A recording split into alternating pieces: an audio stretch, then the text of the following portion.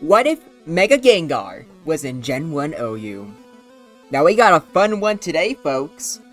I've done Mega Evolutions in the past, but it was almost always for Pokemon that struggled in Gen 1. This is going to be very different, because unlike Charizard, a Mega Aerodactyl, or even Kangaskhan for that matter, Gengar's just a legitimately really good Pokemon. And it is not needing a buff, but let's give it a buff anyways, gosh dang it. And Gengar here is pretty good. Like, obviously the regular Gengar is already great, but actually comparing the two is just really insane. You go from 60 base defense to 80, you get a... I'll go over later, but you typically get a little bit frailer, because Gengar here will not be using the physical special split. But who cares when you go from 110 speed to 130? That's like the main change here. Like, it gets an extra 40 in special attack, which is definitely good. Nice for damage ranges, but the main thing we need to focus on is just how much faster it is. It now speed ties with Jolteon, Mewtwo, and Aerodactyl. And just being able to outspeed Tauros is huge. Being able to outspeed Starmie is huge. Alakazam, etc. Having a much better crit rate also helps you out a lot. So Gengar here is really good. Also, unfortunately, it will be not as tanky as the regular Gengar especially. And that's because it's not using its 130 special. If it was using a 170 special, would it be banned? I don't actually know. There's definitely a good chance that it could be banned, but I couldn't actually tell you. Because I guess like psychic moves are still really hurting you, and Earthquake's still a big threat. So I guess it would be banned? But I don't know, it depends. The point is though, it's basically the Gengar you already know, but it just has a much more consistent matchup against everything. Because outspeeding everything is just really good. Having a better chance to crit when you're already doing more damage is really good. I would say that one change I think would happen is, if I had to guess, you wouldn't see Nightshade as much anymore. I think Psychic and Thunderbolt are just a lot better, because since you just hit much harder now, I will say you don't need that consistent damage, since I imagine Thunderbolt and Psychic on their own do good enough against basically everything. I think the only real exception is Zapdos, but even with Zapdos, you have Hypnosis, you have Explosion, and Special Drops with Psychic, and you just have a great crit rate, even if you're just using Thunderbolt. So, that's pretty much it. A very short prey analysis, but what do you expect? It's a good Pokemon in OU. You already know why it's good, but it just gets a minor stat buff. Which, that kind of what it is if you think about it. Because it's really just 20 in speed, and then 40 in special attack. It's not that much, all things considered. But it definitely helps Gengar be really good. But I don't think this will be too much for the meta to handle. In fact, when I eventually do a Generation Jumble that's all about using Cantonian Mega Evolutions, I'm gonna guess that Mega Gengar won't be one of the good ones. It could be, but compared to some other powerhouses you could be using, like Mega Gyarados, Mega Alakazam if it doesn't get banned, and like even to a lesser extent something like the Mega Charizards, why would you use Mega Gengar?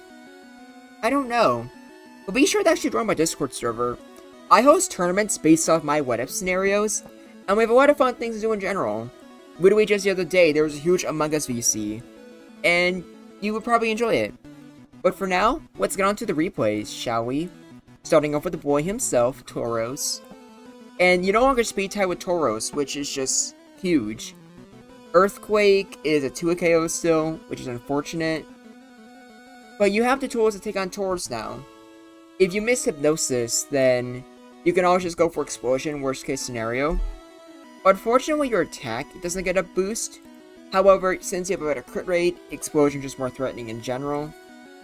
And Snorlax, a lot of it really depends on the set, but Gengar does as a lot of things, just slightly better just overall, just because you just have a better crit rate. And Psychic helps. Putting some rocks to sleep is also very good. Even though like this seems like a fun concept, it's a little bit hard because it's just Gengar, really. There's not much really change here. One thing I will say is that I guess this would mean that regular Gengar would be going to underuse. And I'm assuming an underused Gengar would get banned. I'd imagine Hypno would have to be unbanned as well, and maybe even Lapras. And Hypno would try to keep Gengar in check, but I imagine it should just be too much for the meta to handle. I could even see a decent argument for using both Gengar and Haunter in underuse. But let me know what you think, because I'm very curious.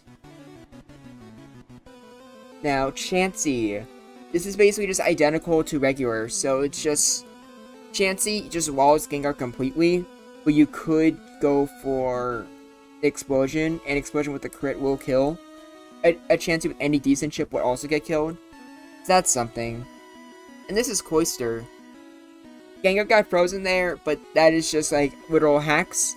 In actual practice, Gengar has a tremendous matchup against Cloyster.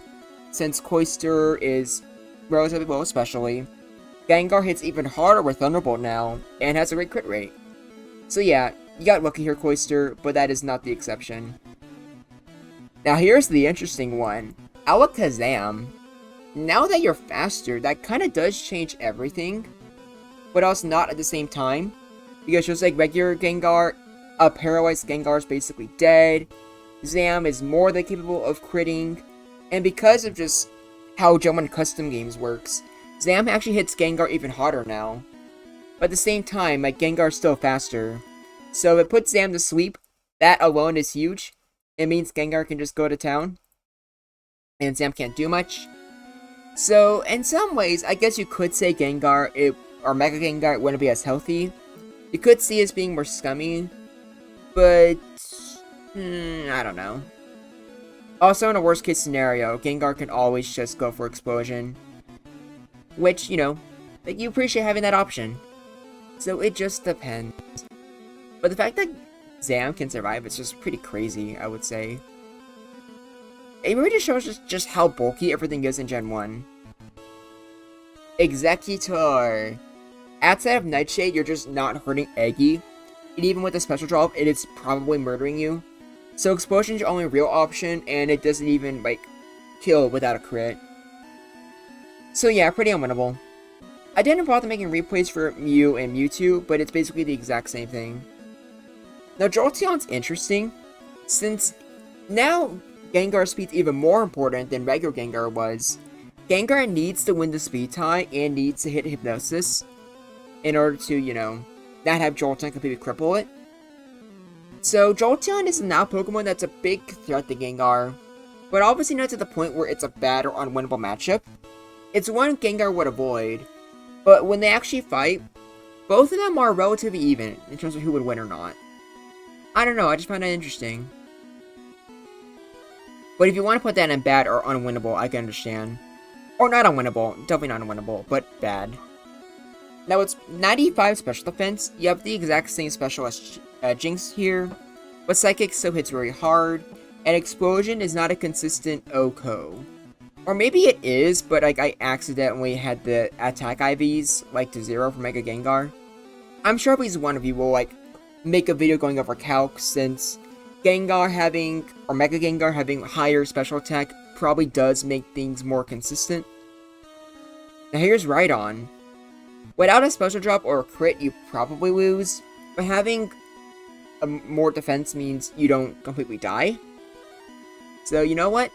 That is something. You might die 93% of the time, but that also means it's not 100% of the time. So we take those. What we don't take, however, is Slowbro going for Thunder Wave, which might be the right call, but in actuality, you're terrified of a crit anyways. So I think you just don't bother when you're Slowbro.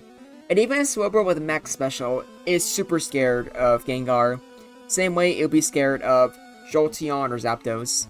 Starmie also has to fear, Because now Gengar is faster, has super effective Thunderbolt, and can always crit. And Thunderbolt does more damage than Recover heals.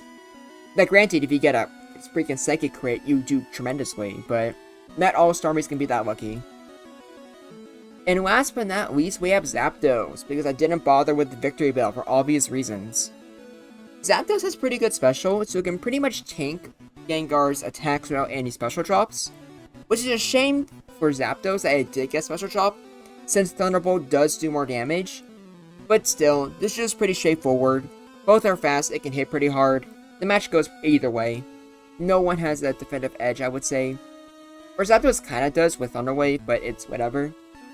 Overall though, here's the tier list. What do you think? I always figured Mega Gengar would be too much for the meta to handle, but it seems like it's doing just fine. I don't even think Gengar or Mega Gengar would really change in the actual viability rankings right now. I think everything would stay the same, but Hypnosis becomes a little bit stackier and Gengar's just better. But that's about it. Surprisingly easy video to make. See y'all next time. I don't know when Losers Bracket's gonna happen. Or not Losers Bracket. Season 3 Generation Jumble Grand Finals. Because I kind of fell asleep today. But I'm going to try to finish that match with Sotina sometime this week. So be on the lookout for that. But until next time, this is Groundback. And I look forward to hearing from you.